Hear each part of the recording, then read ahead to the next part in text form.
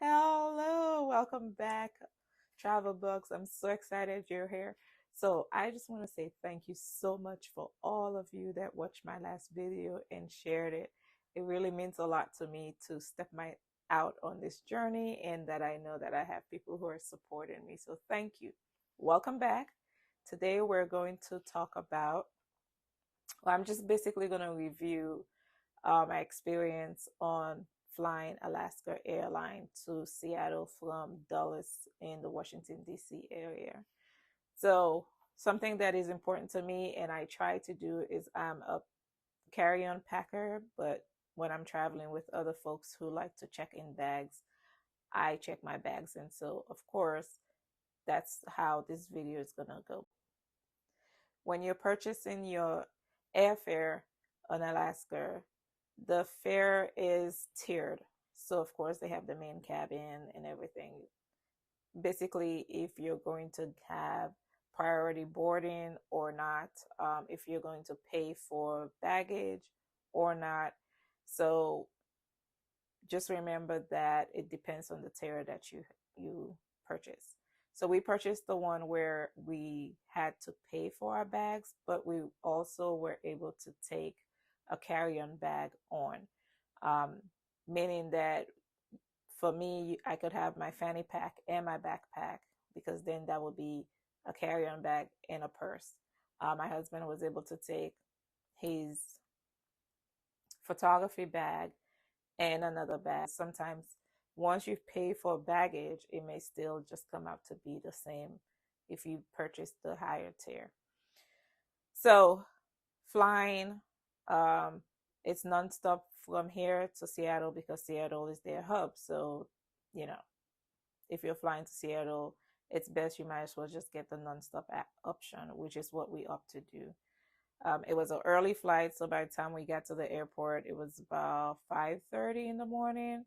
Everything was closed, so if you had not eaten breakfast, I made sure that I had a little snack packed from the night before, something that I baked. So booking process was pretty simple. Nothing. They have an app. Once you book your fare, it's on the app. Um, you can track, you could check in on the app. You can purchase your snacks. So they sell because they don't serve food, they sell snacks that you can purchase. We purchased two. One was the nut butter sandwich. It was on croissants, and then my husband had like a hearty breakfast with oatmeal with chia seeds, half an egg, boiled egg with some cheese. Of course, he didn't eat the cheese or the boiled eggs, but it was a good value for what you pay for. The process is you purchase that before you, while you're checking in, because you don't have that option to purchase it afterwards. So if you're going to purchase that, please do. And then check-in was easy. Get into the airport, you've already paid for your bags. You just um, print your boarding pass and print your luggage tag, check it in. My husband barely made the 50 pounds weight limit, and so they had stuck on by the time we got our bags, when we get to Seattle, they had stuck on a heavy label on it. So watch that. And we did weigh. We have one of those portable scales at home. We weighed it. It was under, but when we got to the airport, it was exactly at 50 pounds. So just watch the scale at home. Make sure that you are within the guidelines. Okay, so a couple of things. Once you get on the plane, know that they do not have data. You'll have to pay for Wi-Fi. If you are a T-Mobile, if you're a phone subscriber, you're a T-Mobile, you have Wi-Fi and text included. Just check your plan to make sure that that's included in that. But that's something that I read, that if you're T-Mobile, you can get that. They do have the USB charging ports and the 150 volts. So if you have, make sure you've downloaded movies or shows on your laptop or on your phone prior to you getting to the airport, because if you lose Wi-Fi, you won't be able to access it. Make sure you've done that, but they do have ways for you to plug your phone. They have those on the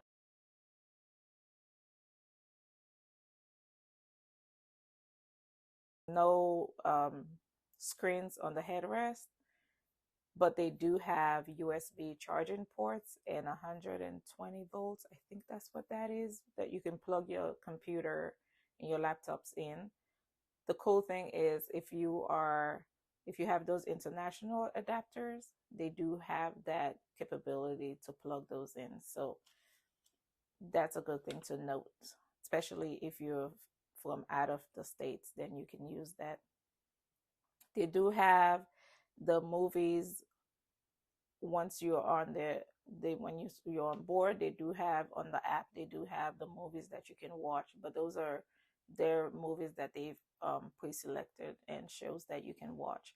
I did not do that because I basically had my books on that I was listening to that I had already downloaded, and so I was exhausted, so I basically fell asleep. So I didn't get a chance to use it, but I did just browse briefly.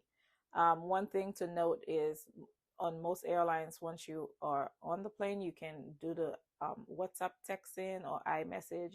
That wasn't working on this one, so just keep that in mind. So the snack that we bought, it was very tasty actually, so I'm not going to complain about that.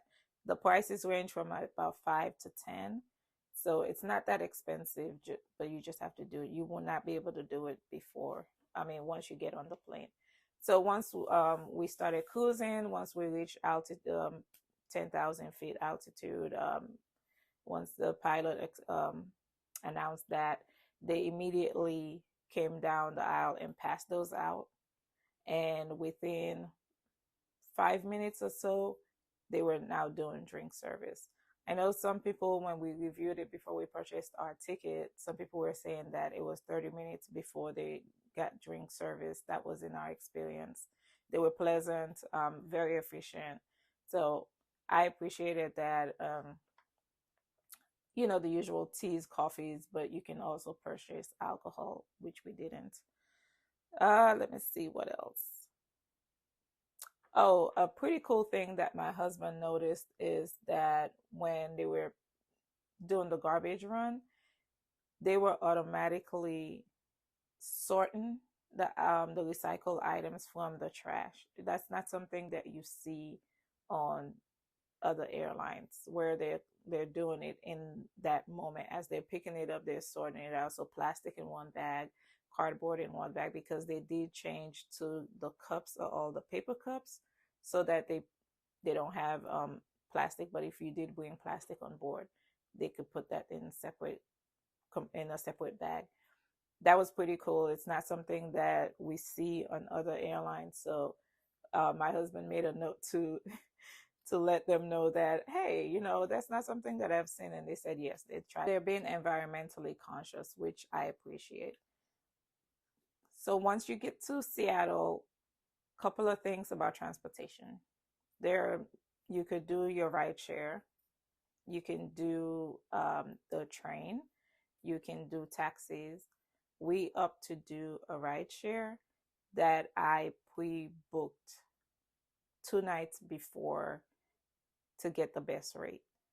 It is very expensive to do ride share at the Seattle airport. Just know that. It was up to about $100 or more from the airport to downtown Seattle. I think that is just ridiculous. But because I did it prior to arriving, I think I got a little bit of discount because the price was a lot cheaper. It was about $30 cheaper than what I was seeing the day of. So do your research. Either look at the train, which is $3, and that would be, it depends on where you're staying, because once you get off the train, you still have to get to your hotel. So just keep that in mind. It's expensive to get from the airport to your hotel. I love the train. We took it on the way back and it was $3. It's based on an honor system. I didn't see anyone come in by the check to make sure that people had tickets. The couple of things about the airport. So on the way back, when you are leaving Seattle, you can do this thing with the pilot program called Spot Saver that they were trying out. It's on the app when you go to check in for your flight. I highly recommend that you take advantage of it if you do not have TSA PreCheck, Global Entry, Clear, any of that stuff, because it does make a difference in which line you stand at and how quickly you can get through security. My husband does not have TSA PreCheck, so I decided to try it. It's basically it says that you're making an appointment with a security officer and you tell them which concourse you're going to be at. We ended up changing concourse by the time we got to the airport, but they still let us go through. Once you book it, it sends you an email and there's a QR code in it. Once you get there, you scan the QR code, which tells the gate personnel that you can enter that line. So there's a regular line, which was super long, the Spot Saver line, which is short. We were the second person in line, and then the Clear line. When they're ready for you to go through security, they were calling the Clear folks, Spot Saver, Clear, Spot Saver, and then the regular line. So of course we got through security a lot quicker. And this is not the TSA line, TSA PreCheck line. So this is separate. So if you ever see that, take advantage of it. That line was short, and I don't know how many people knew about it. I don't know if it's specific to Alaska Airlines or if it's just that specific airport. But that's a good thing to keep in mind for future reference. Let's see what else. Would I fly on Alaska Airlines again? Absolutely. I think that it's a great airline for if you're going up to the Pacific Northwest, if you're going anywhere up that area, in that area, it's a great airline to fly with. Know what you're purchasing. Make sure your baggage is within their weight limits. And don't try to take more, because while we were not checked on our outbound flights on how many bags I had on our inbound flights, they did check to make sure that I only had 2 bags, so my fanny pack and my backpack. What else? Make sure you pre-order the snacks. They do have options for kids. There's one that says it's a kid snack pack. Please purchase that, especially for early morning flights, where if you're going to be hungry, just have something, because you have something to eat while you're on the plane, even if you do fall asleep. It's a good source, so you're not starving by the time you get to your destination. It's a great airline for, of course, for multi-gen. The seats recline. I had enough leg room, and my bag, which is a substantial backpack, fit underneath the seat, and I still had space to take my shoes off and spread not spread my legs, but stretch my legs. Spread my legs. I was able to stretch my legs. Oh my gosh, Valerie, you did not spread your legs. Anyway, so if you have flown on Alaska Airlines, please comment below. Let me know, what did you like about it? What did you not like about it? Don't forget to like, subscribe, and hit that notification bell so that you can get my next video when it comes out next week, Friday. Thank you so much for being here. Talk to you soon. Bye.